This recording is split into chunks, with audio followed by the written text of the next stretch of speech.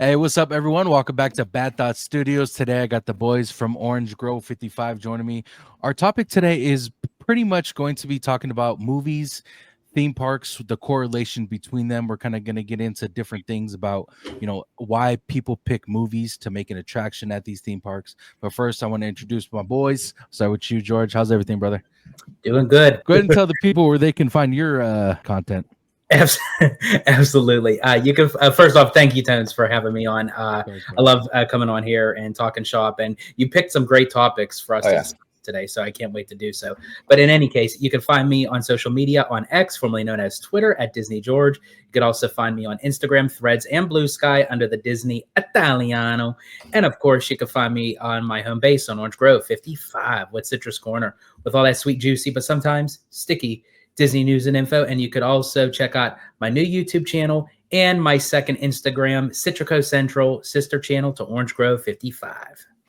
Yes, sir. And I will leave all his stuff in the description below. Make sure you guys go help out George. His new YouTube is fun to watch, especially him and Abby at the park, and OG's featured in there with those bar talks. I love those talks. You guys are good.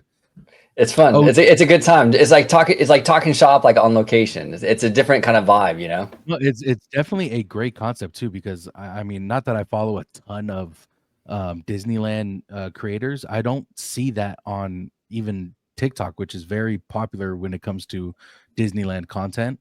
I don't see people have those kind of talks, especially at the park. So it's cool to see for sure. It's a good concept. But OG, if you could tell the people where they can find you on social media if they don't know so. Yeah, absolutely. Thank you for having me on, Tones. I do appreciate you. Tones and I actually did a great video on my channel, Orange Grove 55, recently, all about Epic Universe. We were kind of breaking that park down. A lot of fun. It's on the channel now from like a couple of days ago. Check that out. But yeah, you can find me on YouTube at Orange Grove 55. We talk a lot about theme parks. We do tap into the studio quite a bit as well. And we talk a lot actually about the financials of Disney with our boy Seymour Duck. So we kind of run the gambit on everything when it comes to Disney. And so yeah, check us out, Orange Grove 55, also on X, Orange Grove 55, and on Instagram, Orange Grove 55. Yes, sir. And I will leave that video that he's talking about at the end of this video. So if you guys want to go check that out, I will leave it at the end. But boys, let's start it off. And this question, it was I was thinking about today, and it was kind of interesting. But I'll start with you, George. Why do you think theme parks and movies are so popular as far as making them rides? Because you think about it, you see nothing but movies that are turned into rides when it comes to theme parks. Why do you think that is? So for me, I feel like there was like this kind of stigma back in the day where people, they say, like, for nostalgia purposes, like, oh, this is just how like the park was made. Like when you have like a ride such as like Big Thunder Mountain or Space Mountain that's not themed to any kind of intellectual property. It was just a very good themed ride. And it was original. And I think, people kind of got used to that, specifically with Disney. And I feel like as time went on, it kind of transitioned in a way where, and I feel like honestly, Universal was kind of like the juggernaut with this, whereas like to put the guests in their favorite scene from their favorite movie. And I think it kind of like started off like with that. And I think as time went on, Disney was like, okay, how could we like adapt this in our own way? And as people kind of resonated where like films, like especially with the Frozen hysteria that went on back in 2013, and it's like, okay, well, if people are like really like going nuts over this in the theaters, and at the time DVD, this was before streaming services kind of took over, but it's like, okay, well, how can we implement this into the parks and to actually walk through something that you would recognize from a movie such as Arendelle or Pandora or what have you. It transports you in a way where it's like when you watch that on the screen, it's like, oh man, I wish I could live that out. I wish I could be part of that. So to go to a theme park and escape into that world of Marvel or Star Wars or what have you. And I think that is now just the way to go. And I feel like, not saying that a non-IP wouldn't work, but I just feel like in today's demographic, it's really it's just going by what the consumer wants, and I feel like that's just the way that it would go. And this is really kind of the genius of Walt Disney, right? Because Walt Disney, he started with these little these cartoon shorts, like silent cartoon shorts, right? Then we went into Steamboat Willie, and then he started to do like television, like Mickey Mouse Club and all that stuff, and like Snow White animated feature, and then he went into the theme parks, right? But this kind of wheelhouse, this kind of IP wheelhouse, where you have like the content like on screen, but then you're able to go to a physical place and experience it that way. I think that's a big reason why a lot of Disney content, a lot of Disney IP stays relevant for generations, while a lot of other content really falls off, you know, because you're able to like a movie like The Little Mermaid, for example, you're able to constantly be around that franchise. When you go to the Disney parks, it's in every store. You can get food based on the franchise. You see her in the parade. You see her in the shows. You see her in the fireworks. She has her own attraction. And it's like, it's constantly keeping these characters relevant and kind of in the public eye, where if you have a character like Popeye, like not Popeye, but like, I don't know, like some of these older characters like Heathcliff or Garfield and stuff like that. It's like they don't have theme parks. But actually, Popeye is still a really good example of that. Like, how relevant really is Popeye, you know, in today's graphic? You know? Right, he's pretty irrelevant. So I think these theme parks keep this stuff alive a lot longer than they would if you didn't have those. It's like literally a physical advertisement for all these IP every single day of the week, you know, like forever. So that's a big part of it. So it's a genius move, and it keeps Disney and now these other parks like Universal centered in the culture, you know, and keeps them relevant for decades and generations. And that's well said, OG, because I didn't even think of that. It does technically keep these names alive. Like George just said, Popeye was huge. I mean, when I was a kid, it was maybe way before I was a kid. But it was something I used to watch with my dad sometimes and my mom, and it was just a fun show to watch. But now it's just like you mentioned Popeye, and they're like, "Who the fuck is that?"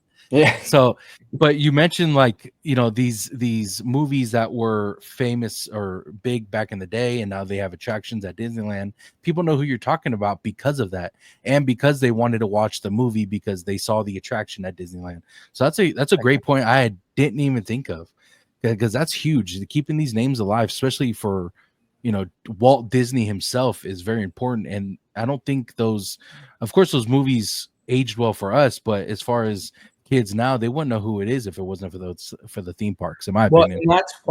And that's why another good example of that is too the fact, and again, this could either make or break because they have to get it right, is by adding a Walt Disney animatronic for the 70th anniversary, because kids nowadays, excuse me, if you mention Walt Disney, unfortunately, a lot of them don't know who that is. When you say the name Disney, they see it as, oh, an entertainment brand. Oh, Mickey Mouse. Oh, Cinderella. You know, Disney movies and stuff, Anna and Elsa. And it's like, well, no, but Disney is not just a brand entertainment company. It's a name of a person. Oh, well, who is that person? What is he all about? So to put an audio animatronic of him in the Lincoln Theater, it keeps him relevant for many generations, you know, for kids to say, oh, that's who this person is. He's the founder of this company. He created Disneyland, you know, and it's a shame that a lot of people don't really know that, you know, Walt Disney as a person. It's kind of sacrilege in a way. Is there a, I don't know the answer to this. So is there a story that they can tell to people who go to Disneyland, as far as like maybe they put it in like a screening of what Walt's story was about, like his full... Well, that's why I love at Disney's Hollywood Studios, they have it used to be called One Man's Dream, but now they call it Walt Disney Presents.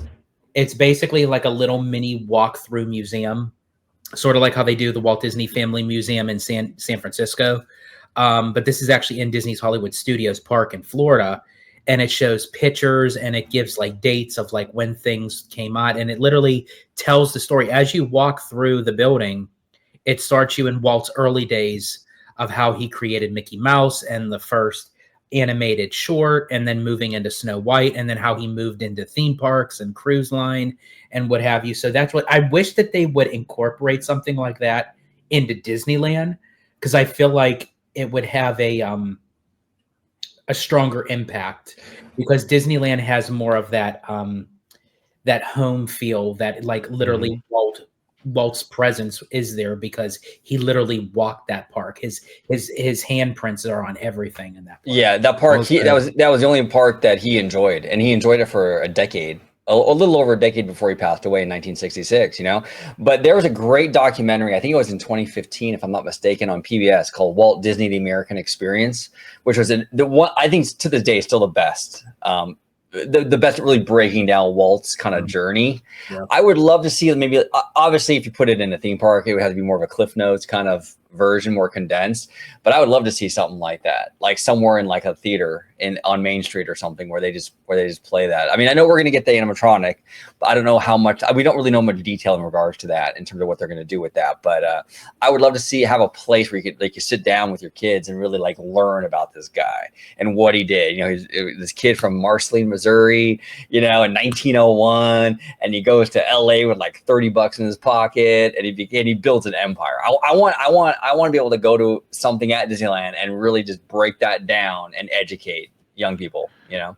Honestly, like both of you guys well said, because he wasn't just a person who made or came up with these ideas.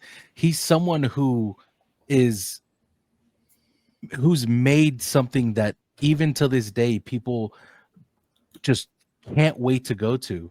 Like, I think that's mind-boggling that people don't refer to him as someone who was revolutionary, because I mean, when you think of people who's made a huge impact, especially in the US, unfortunately Walt Disney that's not the name that comes to people's mind, but it should, because of what he's able to put out to the world. And me, I'm guilty of this. I was ignorant to, before I met you guys, I was ignorant to that. I was ignorant to him and his story because I just didn't know. I had no idea. But over the year, you know, you guys have told me a lot about this guy, who's someone that people should look up to at some point. Even kids nowadays, they hear that kind of story. I think that's insane that it's not. I agree, Tones. I agree. And a lot of times when you have someone like a legend, right, an icon who changes the world, right, it's usually one thing that they did, like Henry Ford, the automobile, right? It's always like one thing, right? Not to diminish any of these legendary people, right? Yeah. But Walt Disney was not just one thing.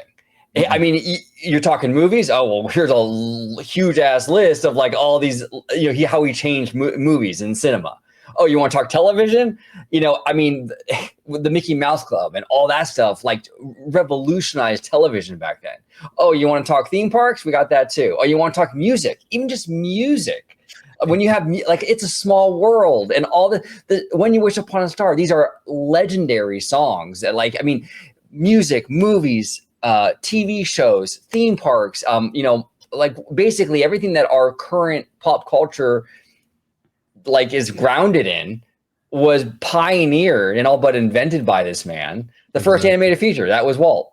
Like, it's crazy to me how many things he impacted, you know what I'm saying? So it's not even just like one thing, it's like all these things. So, and you will never get another Walt Disney ever again. No. I personally don't feel like, not to the same caliber. You will never find a visionary, an innovator, a collaborator, any other logical terms that are all wrapped in one big bow, like it was for Walt Disney. Well, think about this too. This is a guy who was born in 1901. Like, that's a long time ago, right? 1901 was 124 years ago. And if it wasn't for that dude in 1901, the three of us probably would never met, because then I wouldn't have had OG55. I wouldn't have met Jordan. And then I wouldn't have met you at Tones and Marcus, and like it all like our friendships, like George, your relationship. I mean, all this stuff is so tied to like what this man who was born 120 plus years ago. And then that's just our story. Yeah. I mean, there's millions of people that were touched by this man. Like, you know, it's almost mind blowing to even think about.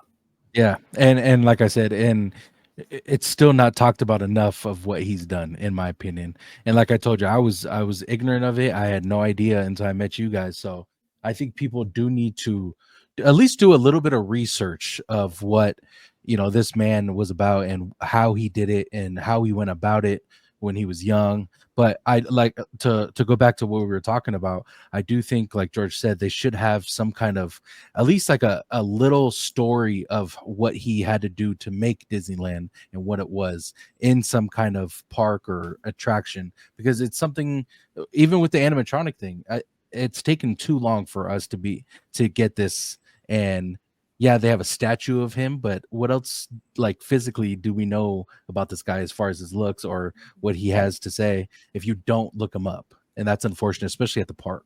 Oh, 100%. I agree. 100%. So yeah, it's wild. And yeah, so these parks, to kind of bring full circle, these parks keep these things relevant, whether it's the IP, whether you try to keep Walt himself relevant, these parks keep these things relevant. And it's such a brilliant way to it's such a brilliant way how they utilize all these different things, and that's what keeps Disney so in the public eye to this day, is all that stuff. It's not a coincidence. You know what I'm saying?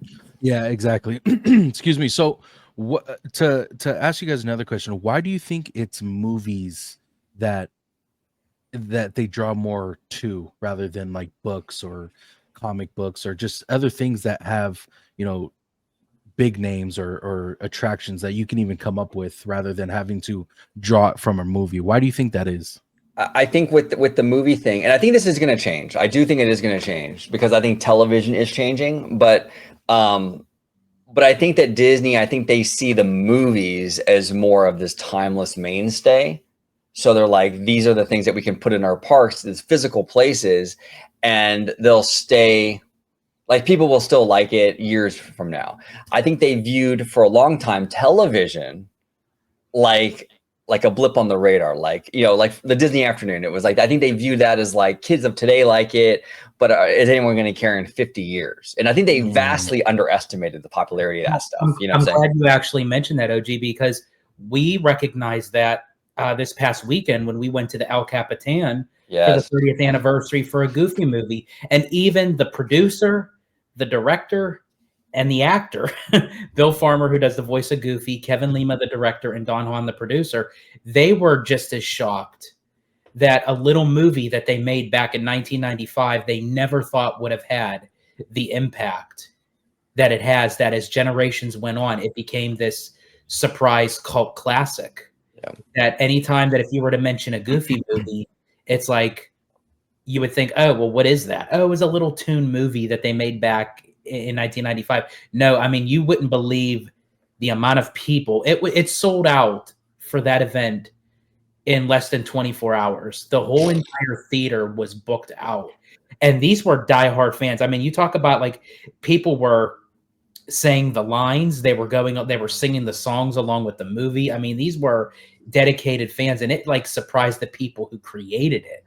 Mm-hmm. And it just goes to show, like, if something hits right, you never want to go in with the mentality to say, okay, it's going to be a hit. I want it to be a hit, because if you push it too hard, then sometimes it kind of falls off the waistline. Yeah, and I think TV right now too. I think TV back in the day was kind of seen as like lesser than in terms of quality and what have you than it is today. Nowadays, a lot of TV stuff surpasses the film stuff. Like Tones, you're a big Game of Thrones dude. Like, that's a quality franchise. Television, you know what I'm saying? Mm-hmm. Television. Things like Succession, a quality thing. I mean, TV now has really, really stepped up the quality. I mean, even Mandalorian. The Mandalorian is a Disney thing, right? And these are very quality IP, where like maybe 30, 40 years ago, it was just different with television, So I think now, that's why I think now going forward, I think we're going to see more television-based IP in the parks. Like, we are technically getting that with Mandalorian. We're getting a new mission for Smuggler's Run based on Mandalorian. I know that the movie's coming out, but it started with TV. Yeah, so I think we're going to see more of it. But back in the day, I mean, you would have never have seen a DuckTales attraction or a Darkwing Duck attraction. You know, I just think they felt that it was like television. It'll not be trending in a decade. No one's going to care about it. You know, and that was the mindset back then. It was wrong, but that was their mindset, I think. And I do think also too, I agree with you. I feel like, you know, television or a mini series is going to become more of the forefront than film, because I feel like you can get a lot more story. You could get a lot more detail in something that stretches multiple seasons than a 2-hour movie. Look, even what they're going to be doing with Harry Potter. They're going to probably be filling in how much more detail books than what they ever did with the film franchise. Great fucking point, George. I was just going to bring that up. A movie is 2 hours long. Yeah, you probably get more than that as far as sequels and so on. But in TV shows, you get a full, well, nowadays it's 8 episodes or 7 episodes, but you get those 8 hours of content, storyline, character development. And it's something that not a lot of people utilize when it comes to theme parks, because it's just not, I guess, more sexy than it is a movie.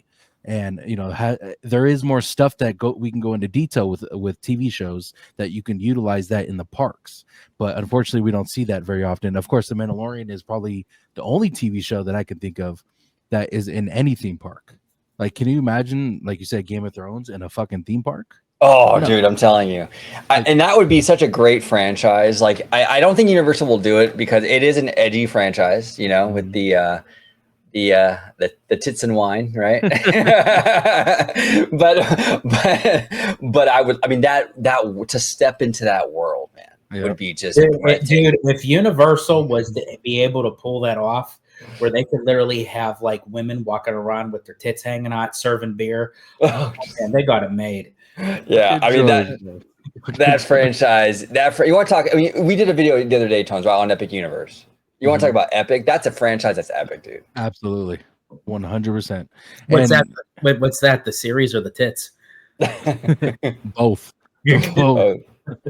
No, but yeah, you're absolutely right. And if they do, I mean, there's other, of course, Game of Thrones is just something we're throwing out there, but there's tons of TV shows that we could talk about that, even if it's just some animatronics or something that would be cool to watch or see at a theme park. I think they should start utilizing, especially how big these TV shows are nowadays. You get Breaking Bad, you have fucking Peaky Blinders, Succession. You have these huge movies, but yet not many utilize it for their parks, which I hope will change soon, because I would love to go see some kind of attraction. Doesn't have to be a ride, doesn't have to be this huge thing, but some kind of attraction with some of these shows, because that's what my preference is. TV shows, I love seeing the deep lore in some of these TV shows, the action, the character developments. I mean, you guys have known what kind of movies and TV shows I like. That interests me more than some movies, you know what I'm saying? So hopefully one day, they get to that point. Yeah, like our buddy Jay Shearer, we did a video with Mr. Webba recently about like the Star Wars stuff, and I know initially it was a movie, which was Rogue One, but Jay brought up a great point. He's like, it would be awesome to have an attraction based on the show Andor. Because Andor is a great, right? Wouldn't that be dope, dude? I was like, that's a good idea. So, absolutely. And Andor season 2 is coming out, so it would be perfect. So I do want to go over I want to go over some IPs that Disneyland doesn't utilize when it comes to an attraction or ride. Like I said, before we started, there's some on here that I don't know for sure, and I don't know when this was published, so we can kind of just go over what they have here and kind of just give me your guys' opinion on if you think it would be a good idea to utilize this IP. Okay. So first one we're looking at is Up, huh? Yes, Up. Okay. Real quick, this could be a great attraction. Ride, it would be kind of scary. I would probably hold off on going fucking so far up in the air. But I think this would be a cool concept, bro. Like, Up has been a very popular movie for years, but OG, go ahead. I want you. Yeah. To, Oh no, I agree with you. I think this is a beautiful franchise that deserves a really high quality attraction because it's a beautiful film. Tell them what they're getting. Yeah, we are. They did actually just like 2 days ago. Like literally, this is like just 2 days ago. Really? They announced. You know that ride at California Adventure, bro? Like you're in the swings and it swings you like this up in the air. Yeah. The same ride, but it's themed to up and it's going to the Paris park. Oh shit! Yeah, and I was like talking to George about this. And I'm like, now first of all, we're speculating about like, is that the DCA thing?Ey're just going to ship it over there and retheme it because they're going to redo our park. I mean, there's all kinds of theories and stuff. But in terms of Up, like this franchise deserves so much more than some little spinny thing. Yeah, exactly. I mean, at least put you should be able to walk into that house. And like it should be like on some sort of like a Star Tours, like on hydraulics, and it feels like you're going up and all that. Like that would be really fun. One of the best movies of all time. It was nominated for Best Picture, and it was nominated for Best Animated Picture. And it's gonna get a spinny little swing thing. Nah, come on, Disney, do better. And the house thing. Literally. Oh no, okay, bro. I was gonna say the house thing's a great idea because obviously you would put some stuff on the to make it feel like you're going up, but also on the windows or whatever, they would obviously put some some screens that makes it look like you're going up. So it's an easy concept. Yeah, I'll tell you my concept for this because I had this literally in my head for 16 years from the time when this movie first came out, because this movie is like in my top 5 of Pixar. So what I was thinking of doing was kind of do a 2-part variation of a ride. So whatever line you want to go in, you get a different interpretation of the same adventure. So you could either go into the house where they kind of have like the seating and you're kind of strapped in, do what you mentioned, Tones, on the windows. It would be the LED screens as if you're looking out. Mm-hmm. But then below the house in the movie, when Carl and Russell are tied to like the bungee cord, so to speak, and they're pulling the house like with the harness and everything. Yeah. Down below, have people suspended like on the harness and strapped in, and on the back of the seat is like of the Wilderness backpack, and they're kind of utilizing that pendulum patent that we thought was going to be for Spider-Man. And then you're in the jungle, the dogs are chasing you and everything, and you're swinging all around. But as things are happening down below, things are happening above while people are looking outside of the house. So depending on which variation that you want to do. That'd be cool. That'd be cool. This franchise has a lot of potential. It does. Did it ever have a sequel? I don't think so, right? No. It had like shorts. I think there's a Doug thing or something, right? Yeah, like a short or something, but we never got like an official like theatrical. Which I have to say, I'm so glad Ed Asner was able to reprise his role for Carl for those shorts right before his passing. So I'm glad that he was able to do that. And that's a factor involved. Like because of Ed, because we lost Ed, they probably won't ever do a sequel. Now, because he is that guy. He is the character. How do you not have him? I don't know. It'd be tough. See, okay. Hear me out. This is just off the head right now. Imagine that because Russell lost him, he grew up, and his son, he had a son, and he wanted to do one last adventure before he passed, before Russell passed, and it's him and his son flying up like they did in this movie.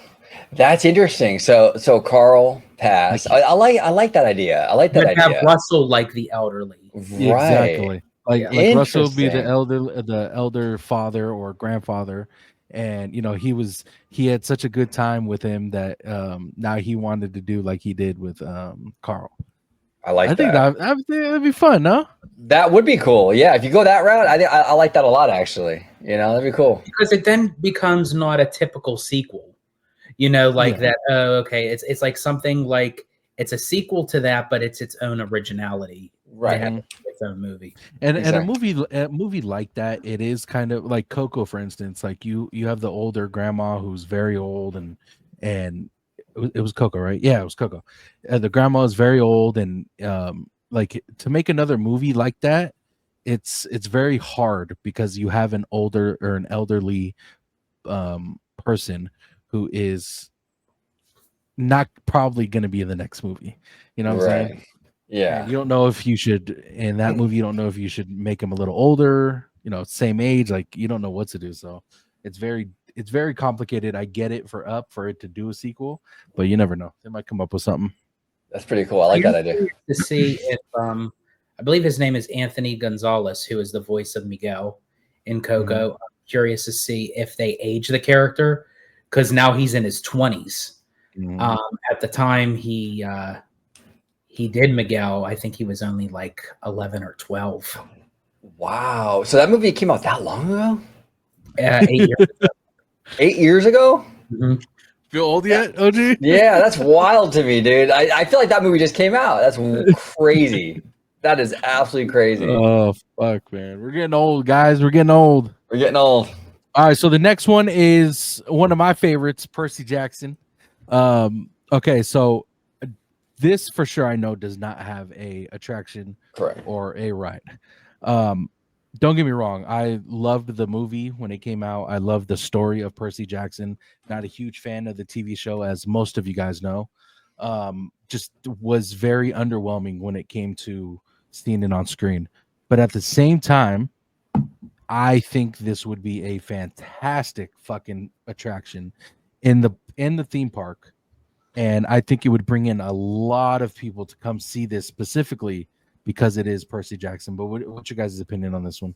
Yeah, this is a franchise where I think that if you put it in a park like, what do you think, George? I think kind of like the Hollywood parks, right? Like those like a Hollywood Studios. I think it'd be perfect for something like this, you know. Now, did the series on Disney Plus, like I know you didn't like it, like, but like did it do well though, like numbers wise, or did it kind of it must have season 2 is already being filmed soon and they're coming out with a season 2.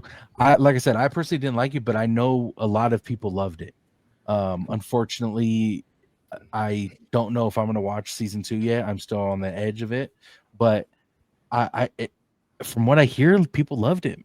People absolutely loved that's it. wild to me. Well, if it did good, because I didn't really follow it that closely, but if it did good numbers on D Plus and it got good reviews, people did love it.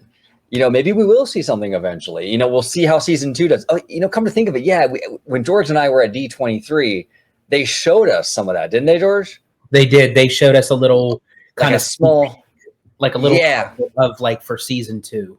Yeah. So we'll see if it does banger numbers. You never know. We might get a little something at the parks. You know, and I think if they were to do something in the parks, I do agree with you, OG. I think Hollywood Studios would be the right appropriate park to do so. However, I wouldn't do like a ride through attraction. What I actually would do, there was a kind of a walk-through attraction that used to be at Islands of Adventure in the Lost Continent. It was called Poseidon's Fury. Yes. And it's like a walkthrough, but you just don't just walk through it. It's a story surrounding it. So they put you in these rooms and you have a guide who's with you. And then you get interrupted with your tour about like this Greek god that is like trying to take over. And then Poseidon comes in and like has to protect all the guests. So you have to go in through each room. And then you have a grand finale of these two gods battling with all pyrotechnics and water and everything. I think that would be the appropriate route to go if they were to do something with Percy Jackson. Perfect. That's a great idea. No, exactly, George. Exactly. The scale, scope, the concept. I think that's perfect for this franchise. I personally wouldn't mind that. That'd be awesome. That'd be cool. I mean, they could throw some kind of rides in that, you know, maybe like a something with the Greek gods and, you know, all the gods within this Percy Jackson. But I think that would work perfectly, George. That's a great one. Thank you. I've been really digging lately a lot of like these stunt shows. Like OG and I were just recently at Universal with Jay Shearer and everything. We got to watch Waterworld again, show it to him. And I just love like seeing like a good stunt show, like where like you're on the edge of your seat. You got the pyrotechnics, you got like special effects going off. The Universal UK park possibly could be getting a 007 version of that kind of stunt show. So I mean, like, how perfect is that, Tones? 007 stunt show is sick, bro. So like I would like love for them to do like some sort of variation of like a real legit stunt, especially like with Marvel. you know, they got the Marvel franchises. It's like, and if they wanted to keep the Hyperion Theater, because we still don't know you know, what's going to go on with that. But I mean, if they're going to keep it, give us a good stunt show. Yes, absolutely, man. Absolutely. Now this next one's crazy, right? So Tangled, right? Yep.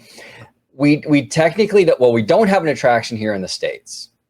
Japan, Tokyo Disney, they have a whole little area now and an attraction based on Tangled, you know, which it looks absolutely breathtaking, which of course, everything they do in Japan, they're like an advanced civilization. Always breathtaking. Yeah, you know, they always spend $1 bajillion on it and it looks fantastic, but we don't really have anything out here. At Disneyland, we have Fantasy Fair, which sits to the left of the castle, and there's a little statue of her tower. And that's about all we have. And she's in like the little stage show there in the parades, but no attraction.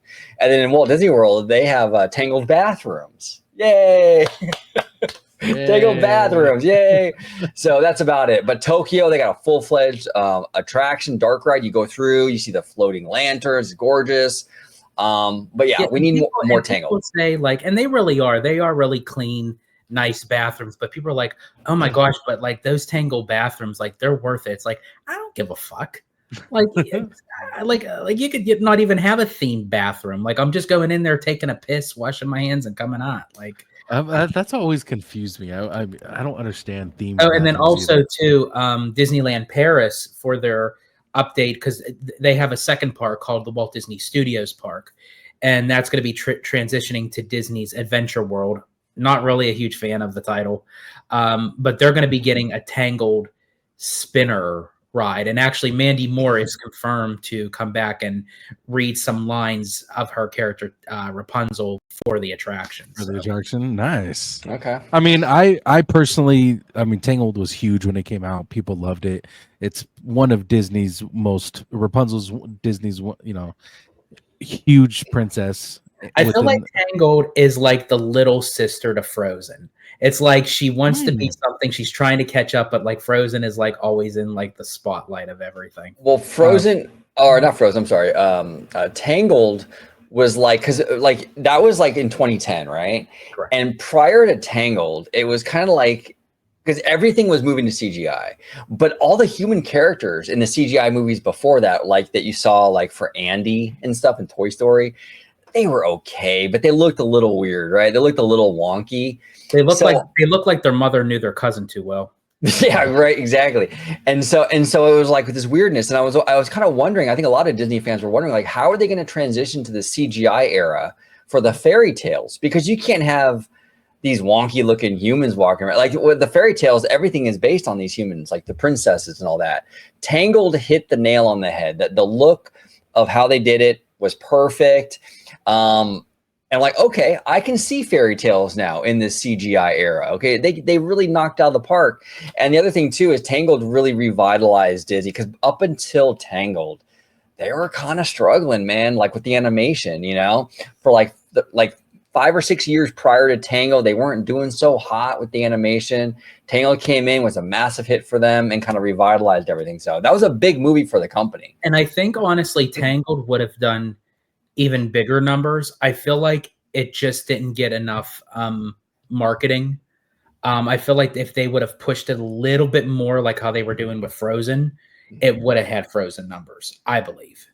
But I feel like at that time, Disney wasn't fully confident enough if it were to be the hit that it was. But because it did show that the needle moved, it kind of Tangled paved the way for Frozen. Yeah, no, it did. That's another great point. Another fucking great point. Absolutely.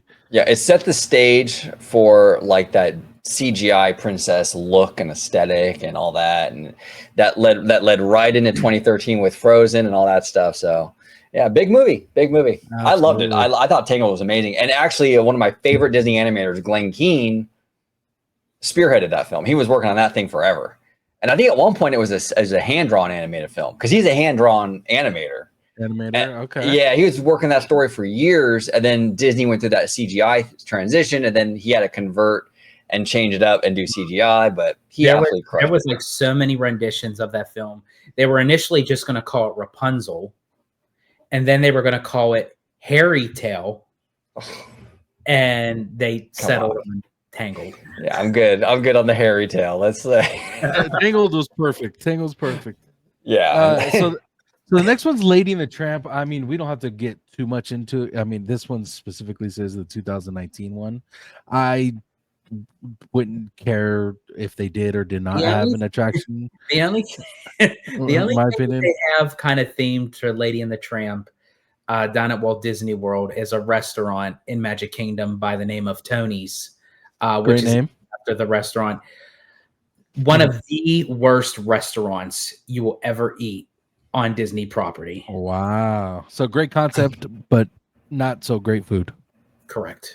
Well, now, if they ever did a Lady and the Tramp attraction, I think you build it really small. You kind of do like the Fantasyland dark ride approach, like the Snow White, the Pinocchio style, real small, quaint, intimate little ride you go through.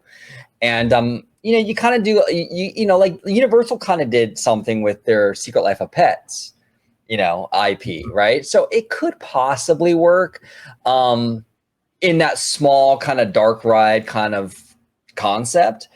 I just don't think Disney will go there. I don't think Lady and the Tramp, it's iconic. Everyone knows what it is, but I don't think it's a big enough IP for them to really go all in on it like that. But interesting. I don't think they would go that route. If they did, I do agree with you. Like kind of like that dark ride kind of thing. Maybe honestly, like wouldn't be a boat ride, but I would do it like kind of like the Tunnel of Love sort of thing, like where it's like a small intimate ride where you hear the song Bell and On. Yeah, I could deal with that.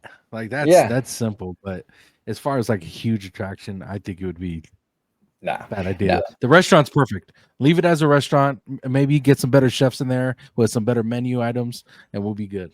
Oh, absolutely. No, I agree with you, Tones. A franchise like that, you keep it small. Whether it's a restaurant, whether it's a little attraction, but you can't go big with Lady and the Tramp. You can't have, you know, to the Resistance, like yeah, exactly. It's so fucking weird to watch, dude. Oh man. So this one, by the way, can you tell me how to say this? Because every time I try to fucking say this word, I sound like an idiot. Maleficent. Yeah. Okay, Maleficent. I gotta remember that. I sound like an idiot when I'm trying to fucking say this. Just out of curiosity, how do you say it? Malevolent, or I don't remember what the fuck every time this came up, I would say something completely wrong. They're like, "What the fuck you talking about?" I'm like, "Never mind." I just stopped talking. Maleficent. There you go. But what do you guys think about this one? I personally have not seen it, or I'm not really too familiar with what this is. For me personally, in terms of like the live action remakes, right? I'm not 100% opposed to these things. I think that some of them are actually pretty good. I like Cinderella a lot. I think the new Lilo and Stitch one looks cute. But I think they should stay in like theaters on film. I think that when you build the attractions, it should be based on the animation that everyone knows. So if you're going to do a Maleficent attraction, which I'm down for Maleficent, like, but the animated version from Sleeping Beauty, do that version.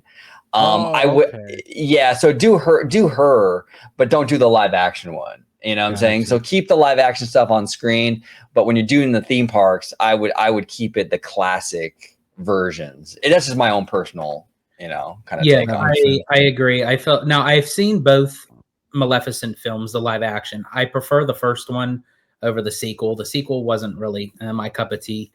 I heard that there's a possibility Angelina Jolie may be on for a third one. I'm not 100% sure. But I agree with you. I think if they were to do anything, stick to the animation classics of like these characters, and which rumor is we kind of are, because one of the main signature attractions that's going to be part of the new Villains Land is supposedly going to be a roller coaster themed after Maleficent. Cool. So we shall see. They said there was going to be 2 e-ticket attractions. One was going to be a dark ride. One was going to be a roller coaster. And they're saying that the roller coaster is going to be based on her. On her? Wow. That's news to me, boys. That is news to me. I mean, great character. Legendary nine old man, Mark Davis. That's his baby, Maleficent. And genius. I mean, he did Maleficent. He did what? Tinkerbell, I believe, as well. They called him. He was the champion of female characters, because he did Maleficent. He did Tinkerbell. He did Cruella de Vil. and he was just like, yeah, he did. I think he did the several of the princesses, like the older ones, and like he was like the champion of drawing female animated characters. Who was the other animator? Was it Freddie? The guy who did the style before this, is it like in the Fantasia era? Gosh, I forgot his name. Freddie. He kind of did like the pinup style girls early on, like for like the Three Caballeros, and then he did like the Fantasia, like the Centaurian females. Yeah. God, I forgot Fred something. Oh God, I can't believe I forgot his name. Wait, I got it. That's gonna bug me.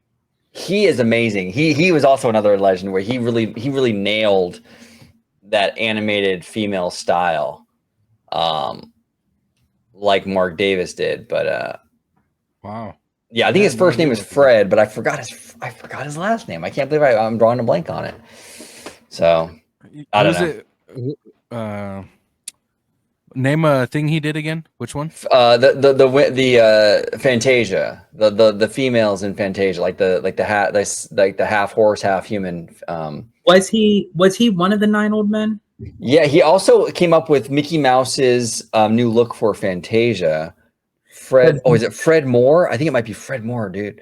Fred Moore sounds familiar. Now I don't know if because the 9 old men is Fred Moore. His name is Fred Moore. Yes. Yeah, because what the 9 old men is, let's see, Milt Kahl, Mark Davis, Frank Thomas, Eric Larson, Ollie Johnston, Wooly Reitherman, Les Clark, Ward Kimball, and John Lounsbury. Yeah.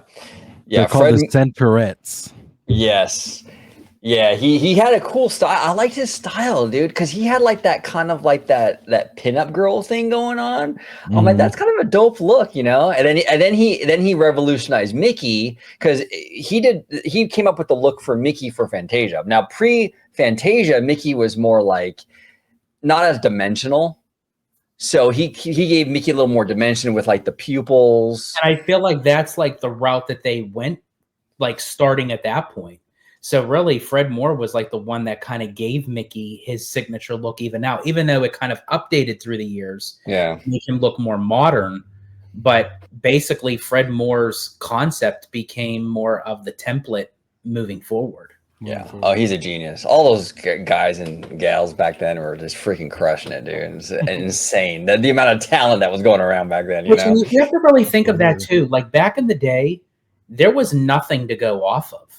Like all the animators and Imagineers that are out today, they can go back and look at them and say, okay, we can kind of get an idea of like when they started out, they were the pioneers. That's what I'm saying. These guys, nobody. Yeah, these guys and gals built this thing from the ground up. There were no Imagineers when they built Disneyland. Walt Disney used all his movie guys and stuff for that, you know. Yep. Mark Davis, Mary Blair, everyone he used for the movies, he had them help him with the theme park, but they didn't have people. Now we have generations of people that have been creating theme park stuff. Back then it was so new, you know. It's crazy to me and what they did and what they accomplished. But yeah, wild stuff. So the next one I thought is a good one for me. I would love to see some kind of attraction about the Jungle Book. I'm surprised they didn't already have something in there. They used to have a show, a live show of the Jungle Book at Animal Kingdom when the park first opened back in 1998. But that's since been removed. But other than that, they showcase it like in snippets like of Fantasmic and stuff, but there's no essential like dark ride or boat ride or live show performance. And I don't know why, because this is like a great movie with great songs, great characters, great storyline. Like some of the best songs, dude. Some of the best songs I loved from the Jungle Book. And oh my God, if I can go back and watch it for the first time and just hear the music again, I would have fucking felt like a kid again, bro. Like the music was so good. Perfect. It was perfect. There was actually a great game on the Sega Genesis. I had it. Me too. I used to love the Jungle Book game on Sega Genesis, bro. Like that was my jam. I used to love that game. It's a great franchise. But yeah, in the parks, bring it. And Animal Kingdom is a perfect spot for Jungle Book. That's where you put it. You know, you could, and actually for Jungle Book, dude, like we were talking about Lady and the Tramp, right? And how Lady and Tramp, you're going to kind of do like a small, little quaint, dark ride. You can kind of go a little big with Jungle Book, you know? I mean, absolutely. Right? You can kind of go big. You got the Shere Khan, the tiger come after you, and I mean, man, I would love for them to do. I would love to do let them to do like an indoor/outdoor ride of the Jungle Book. Like you can kind of like because you can make them go inside like a cave or something like inside like where like the wolf pack is, and then make them go outdoors again. You know, with the ruins where King Louis is and all that. Like, oh man.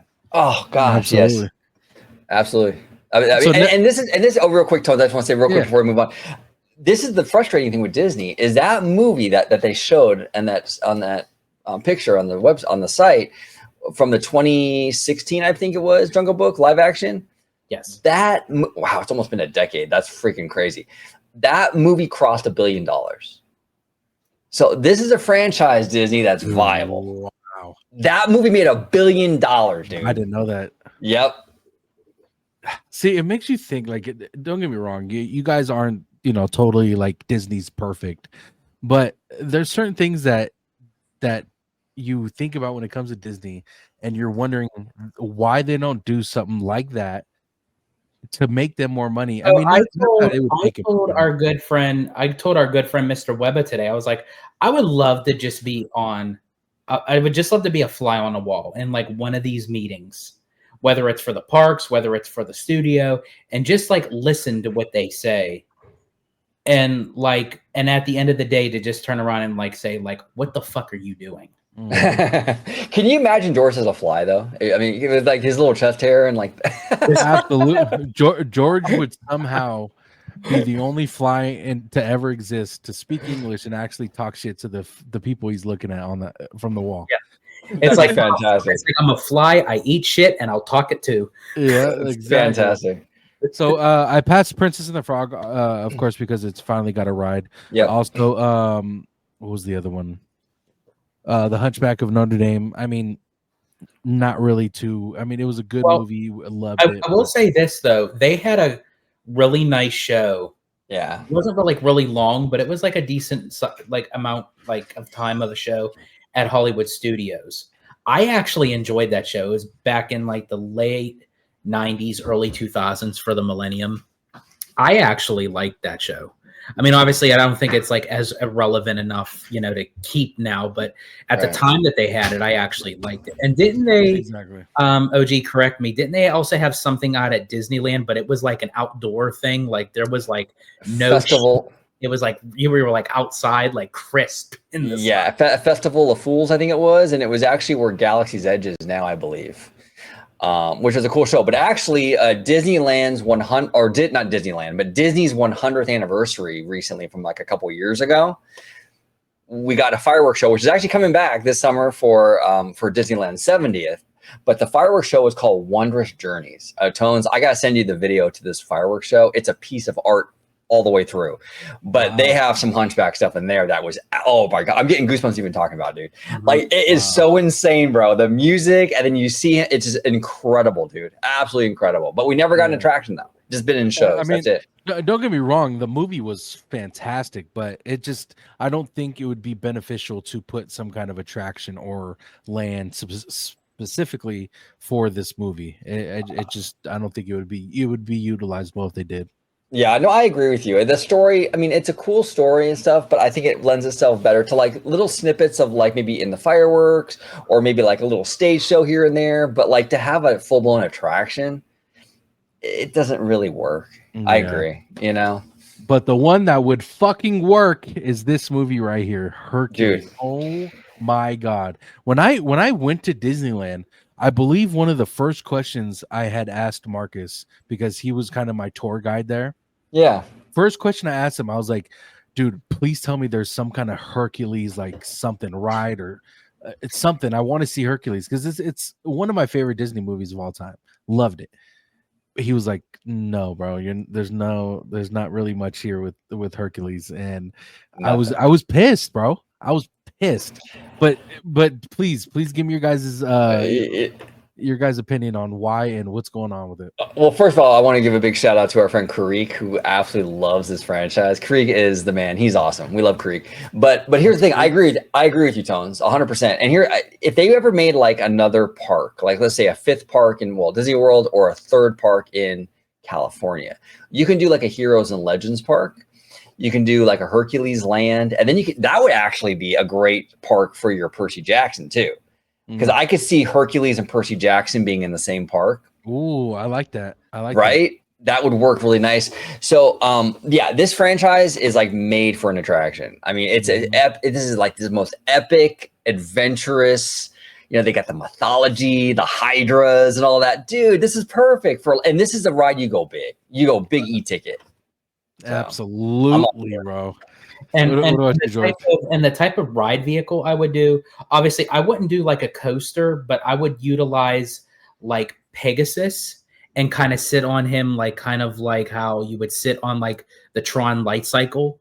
But it wouldn't be like a full-fledged roller coaster. It would be like you would move on Pegasus, like while sitting on like a horse kind of style, where you're going through like an immersive, huge scope of a dark ride. I'm not talking about like a simple, like huge, like how OG you mentioned, like the Hydra, and you have the Titans and all that. Like you have like all that. Well, let me ask you a question, George. What if you took the Flight of Passage ride system, but you now you can program that anyway. Because I like that. That would be kind of cool. Because on Flight of Passage, you feel like you're sitting on a Banshee, and you can actually feel the freaking thing breathing. And you know what? How like immersive, like all that detail is in Pandora, like while you're flying. Oh, dude, you do that. Like on the scale of Hercules. And you're on Pegasus? Oh, I like that idea. Yeah. Dude, when you go to Florida, Tones, we all got to do a trip down there one day. But when you go to Florida, you got to go on that ride, that Flight of Passage. It's crazy. You fly through Pandora, man. And it's weird. It's like the motion it kind of bobs a little bit. So it feels like the wings are doing this. And you're flying through. It's sick. And you have these 3D glasses. And you're sitting on what feels like an actual like animal, bro. It's crazy. It's like one of my favorite rides I've ever been on. Now, I will say it does give me hope that what they may add more of Hercules into the park. Just had, as OG mentioned about with Wondrous Journey, about with Hunchback, they also incorporated Hercules in that as well, with the song "Go the Distance" and everything. And then I think on Broadway, I think they're having the Hercules coming out of London. I believe it's going to be starting soon. And on one of the newest Disney cruise line ships, the Disney Destiny, is going to have a Broadway style Hercules show. And they just released a piece of concept art of one of the scenes, and it actually shows the Hydra. And this doesn't look like it's on like a CGI screen. This thing looks like a massive, like gigantic, like puppet. That's wild, bro. That's like wild. It's coming out of everywhere. So that's going to be really cool. So, all right. Agree or disagree, boys? All right. What would you guys think of a Hercules remake live action? It wouldn't be too hard. But I do think they should do, as far as remakes and live action, they should utilize Hercules. This movie would do well if done correctly. This movie, I think, would thrive as a live action. Yes, exactly. This remake reminds me of the How to Train Your Dragon thing. It makes sense. Mm-hmm. Yeah, and you can even do a series on it. It wouldn't be hard. No, it wouldn't be hard at all. There's a couple. I've got to look it up, but there's a couple things that might be tough to try to, I guess, get by with when it comes to some of these things in the movie, but it wouldn't be a hard concept to make a live action Hercules movie. And I think it would be one of the best that Disney's ever made, because it's not going to be extremely tough to do. Right. You know what I'm saying? 100% agree. 100% agree. Next one and last one is Mary Poppins. Now, yes, everyone knows Mary Poppins. I'll give you my opinion first. I wouldn't go to Disneyland to see a Mary Poppins, specifically Mary Poppins. Right. If I'm being honest, it is a little bit outdated for me. You guys can give your opinions, but it's just something Don't, that I don't, think. don't tell our friend Mindy that should fly out there. To Love you, feature. Mindy. Yeah, no, But Mary I Poppins. just haven't. Sorry to cut you out. No, I you're just don't think I would be, I guess, attracted to an attraction about Mary Poppins. But go ahead, OG. No, that's totally fair, and I can see that. Like for me, I love, and I'm a Disney nerd, so I come at it from like this weird like angle where I just love the movie because I know the Walt, man, he put in work trying to get this movie made, like put in work because the P.L. Travers, the author of the book, just really like just she was hard to work with. Let me just say that. And it took him forever to get it. But I think it's a cool franchise. But I think if you do it, it has to be kind of I would go elaborate, because I want to be able to go through like London or whatever, right? But then transition into that cartoon animation stuff. But do it in a way that's like really dope and impressive, I think for something like that, that would be really cool. But I think most people would agree with you, Tones. I mean, I don't think it would really, like for like a huge Disney nerd who knows all the history and all that, like, yeah, I love Mary Poppins, but like, are the normies gonna love a Mary Poppins? And also like even adding it now, like after so many years, I think would confuse a lot of people. I could see if it was there from the get-go and a lot of people knew about the Mary Poppins, like it was set up when the park was set up, like obviously it would have been different if it was there already, but if they were to add something like that now, it would confuse a lot of the normies or the huge fans that Disney has. Yeah, I agree. Because that they made the sequel, Mary Poppins Returns. I think that was in 2018, George, if I'm not mistaken. 2018. Man, that's a long time ago too. So we're talking 8 years ago for that too, right? So 8 years since the Mary Poppins sequel, but that movie didn't do well. Yeah, it didn't do well. The people didn't come out for it, And actually, I actually like that movie. I thought it was pretty cool. But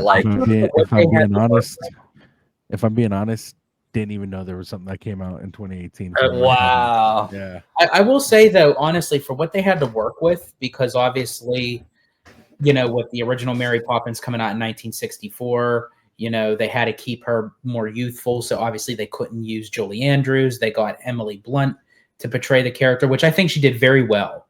Right. I mean, those are some big shoes to fill, playing Mary Poppins. But I think for what I actually enjoyed the movie as well. My family and I,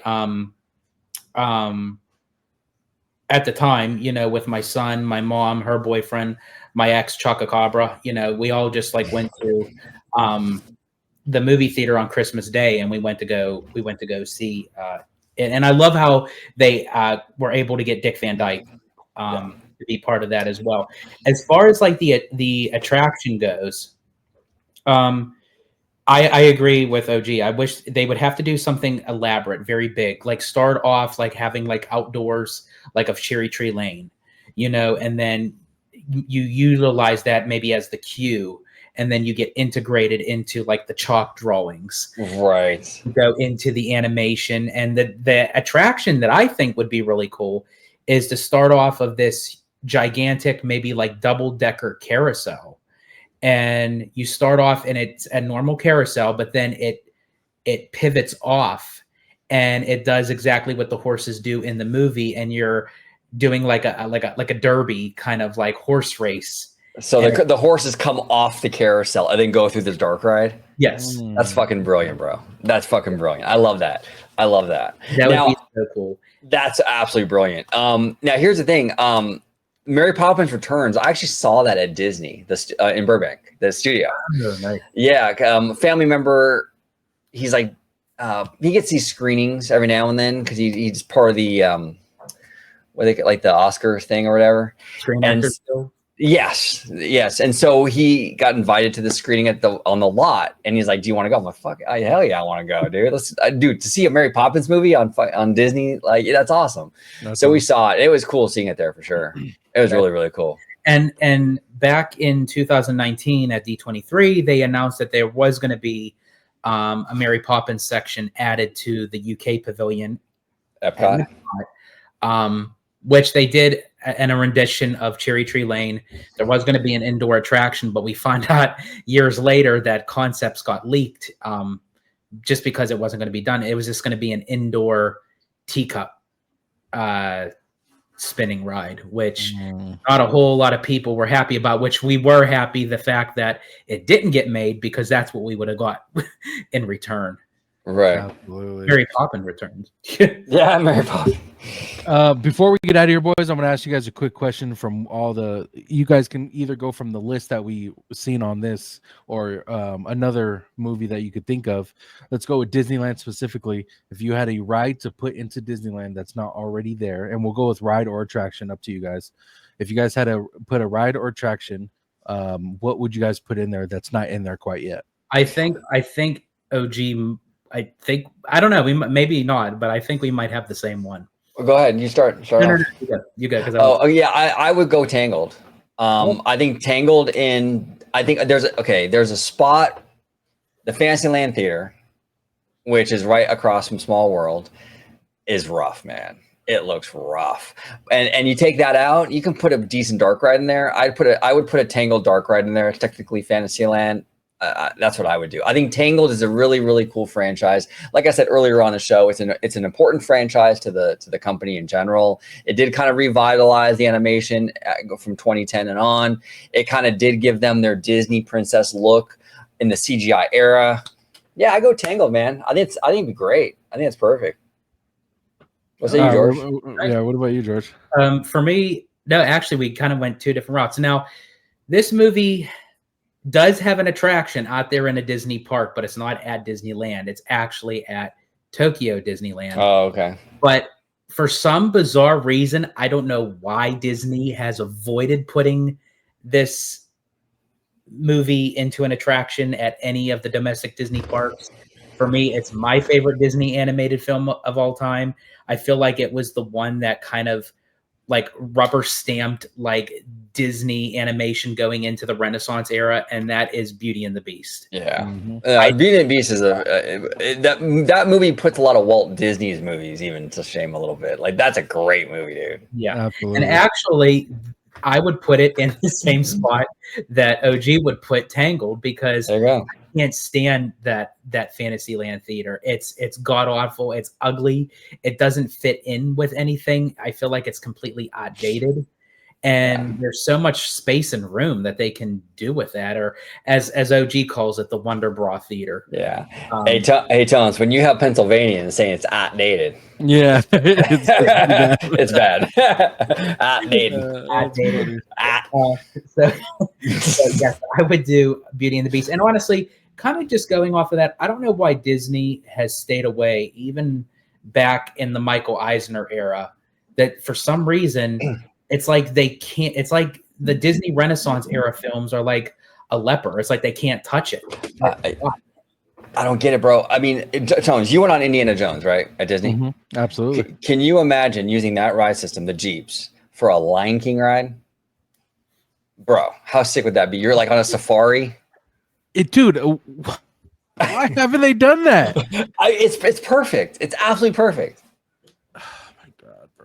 I don't get it. That irritated me.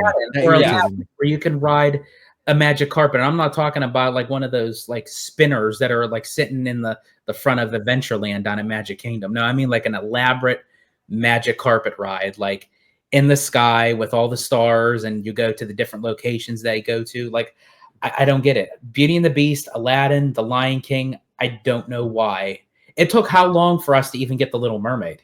So I'm saying, and that's why I'm a stickler for that one. Not that the ride is so amazing, but it took us how long to get that thing, and then to remove it for like fuck, you can't remove it. I mean, if they were to remove it in DCA and then put a new one in Disneyland, I'd be fine. But I don't know if they will. That's the problem. But Aladdin would be dope. I mean, because you could have a ride system where you're going through the Cave of Wonders. You know, you awoke my slumber. You know, that cave, dude. That'd be sick.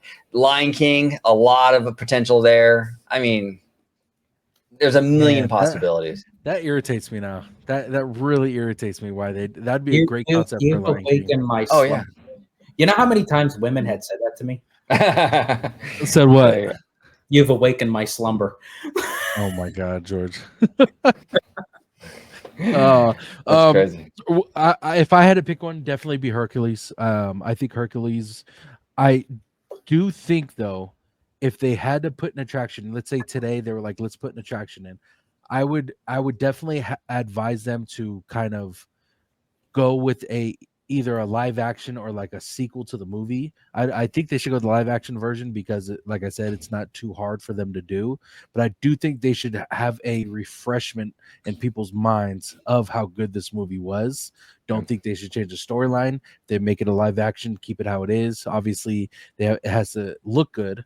But I do think they should go that route of, if they were to put a Hercules attraction / ride into Disneyland, I definitely think they should go that route. But first, put a movie out so it is a kind of refreshes people's mind of how good this fucking movie was. Yeah, 100%. What do you fellas feel about like with Mulan or Tarzan?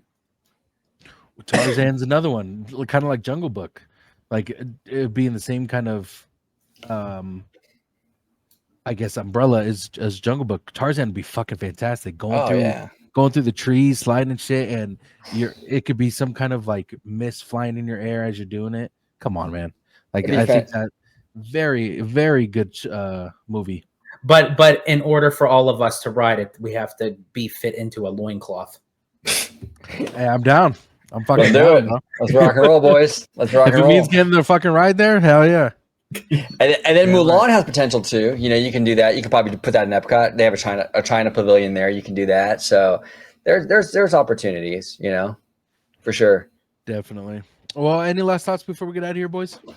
I just want to say that this was a great conversation. I really enjoyed this. We dipped into a lot of cool stuff today. So yeah, we kind of like went into like many different directions, and I love that when we can kind of like just pick like a suggestive topic and then just kind of like just keep the conversation going by like moving into different outlets. I enjoy that. Absolutely. Yeah, I think the next topic we should bring up is squeaky doors, George. I know, right? I see WD-40 in your future, bro. Well, boys, it was always great talking to you guys. You guys are always fun, always welcome back on the show. Guys, make sure you please go follow them. Everything will be in the description below. Don't forget anything Disney, it would be definitely on both of their channels. Any questions you guys have, put in their comments. If you guys liked the video, don't forget to hit that thumbs up. Subscribe with notifications on so you guys are notified once a video is uploaded. But thanks to the boys from Orange Grove 55, OG George, thank you again. But thank you guys for watching. Catch you guys on the next one. Love y'all.